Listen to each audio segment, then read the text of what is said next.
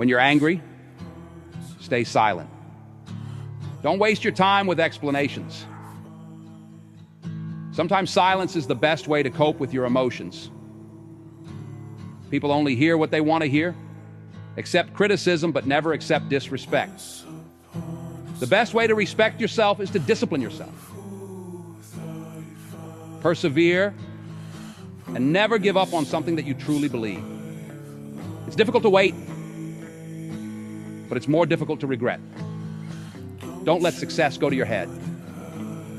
Don't let failure go to your heart. If you are a giver, remember to know and learn your limits, because the takers don't have any.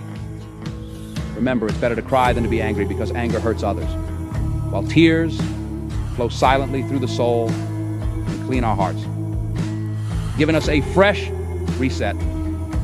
Drop a 100 if you got this message. This shows that you're not a quitter and actually finish what you started. And if you're not following the Life Lifts movement, that's on you. But if you are, God bless you. Let's keep rolling.